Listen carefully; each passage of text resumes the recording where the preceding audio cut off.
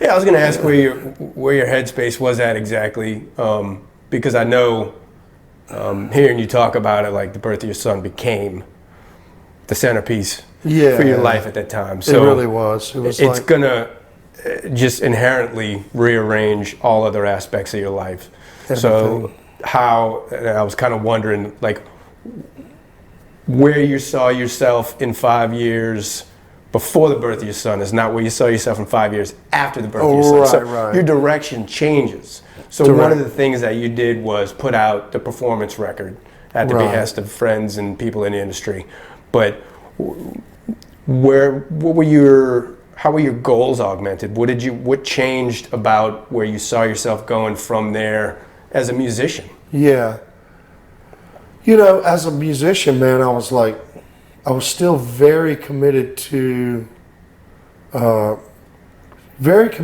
work, committed to going out and playing, creating. Mm-hmm. I still wanted to create songs and let that be a relevant piece of, you know, I would always go out and play my tunes, but then also, you know, play cover tunes that kind of went along with what I sounded like. Okay. You know. And your performances mainly were solos at that time? Or? No, I did both. I was doing both still. I would do some acoustic gigs, and then I would do band gigs. I would kind of mix them up just because I wanted to work. And in a place like that, being able to do a few different things kept me from getting just stuck in playing in the same band with the same guys or doing the same thing. At the same time, I was writing some, you know, the band. I would write tunes and get ideas, and then I'd try them out on the band, and then we'd be like, okay, this is sticking, this tune is sticking, and then this tune's sticking, and I was writing. So I had ended up getting like a handful of tunes. So this is, you know, early 2000s. Mm-hmm. This is after the release. I've got 3 records out. It kind of legitimized. A lot of people looked around and were like, wow, you know, he's working. He's making music. It legitimized what I was doing. Sure. Anybody who's got 3 records out. Catalog speaks for you. Yeah, sure. There's like there's something there. Sure.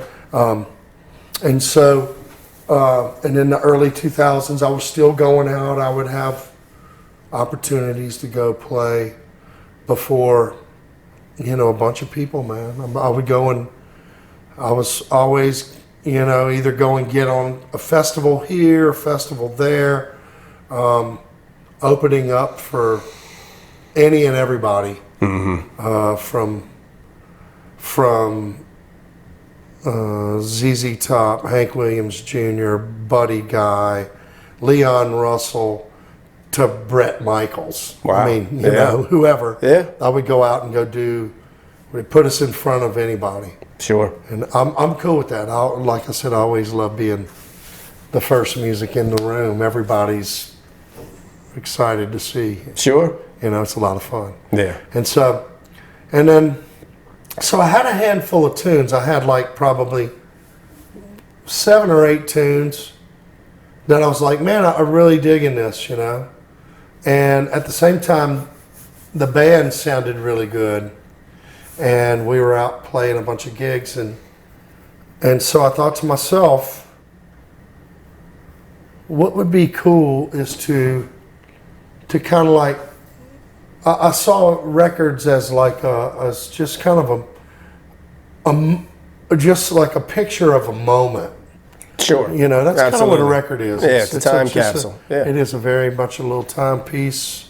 And so went, you know, started working in my studio in the back and cutting tunes, and the Starshine record. All the studio tracks that are on there, we cut in my room on the Starshine record. And So I had those, but I didn't really have enough tunes that I felt like, do I put out an EP? But I had more songs than you would put out on an EP. Yeah. I wanted to put out something full length. And then PreSonus, I've been working with PreSonus Audio Electronics. And they were coming out with a lot of new material and a lot of new products that were interfaces where they were coming out and recording me live. They would come out and test their products by recording my shows live. This is, because you mentioned, I already know, off camera, you mentioned that you're sponsored by them. Yeah. Is this before the sponsorship? No, this is during. As a result, during. Yeah, Okay. during, They were coming out and they were like, okay, look, we can, with a laptop and linking together a few interfaces, you can have 24 channels of recording studio wherever you wanted. Yeah. And this is, early 2004, 5. Okay. And so they came out and recorded my band shows they would come out and record a bunch of band shows. Mm-hmm. And we gathered a bunch of material. And so what I did was I pick and chose some of my favorite tracks that the band had played live. Yeah. That were a bunch of my songs that were out on previous records. Yeah. Of mine that were like, there's a studio version of some that are on the records, but live the music takes on a whole new thing. And Sure. the songs kind of expanded and grew and trimmed the fat on some of them, added fat on some of them. Yeah. And so that in turn, with that thought of having these live performances and what the band sounded like, and then some of these studio tracks, that brought to life the Starshine record, which was, I wanted to put out, then it made me, I was like dead set on like doing something that I was like, okay, I'm picking 7 studio tracks that I really dig that we cut in the studio and did this. And then I got like 6 or 7, I don't remember how many, live tracks. Mm-hmm. So that's what the Starshine record is. Okay. The first 7 tracks are studio tracks, and then it goes into a live show of Chris LeBlanc Band. Cool.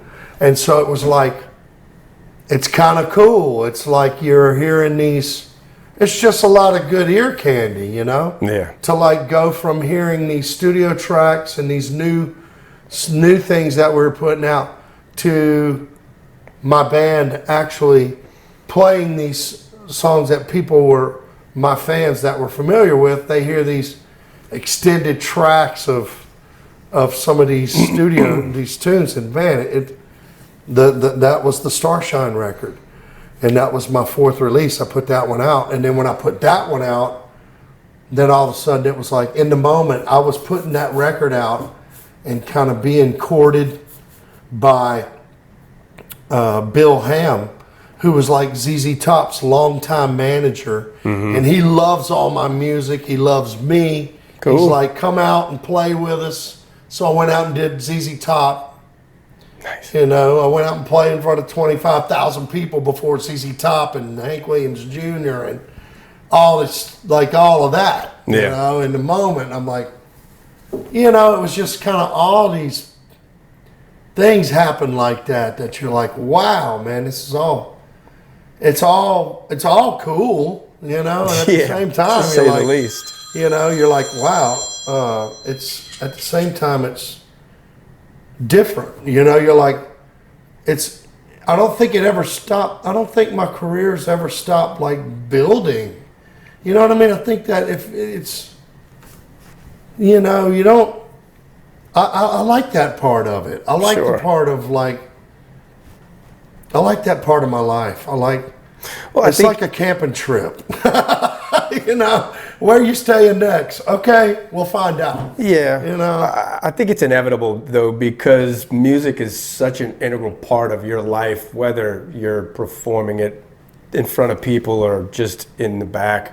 Yeah. And writing music, which is new, is such a part of your life that you're going to constantly turn over a new leaf, so to speak, because you're still doing this no matter what. It just happens to be in the eye of the public, so things come of it that you don't expect. It's a living thing. Yeah. It's living, and it's like, I want it to, if it's not living, then it's dead, and I don't want my career dead.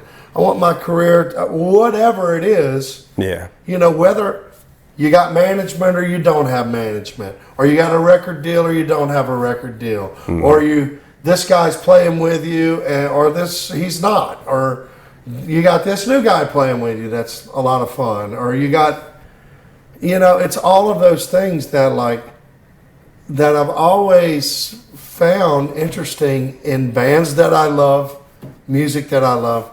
You know, I love that part of the music industry, and everybody that you dig in music, you know, there's only a few people that you go, okay, well, you know, this was their recipe and they did it a lot.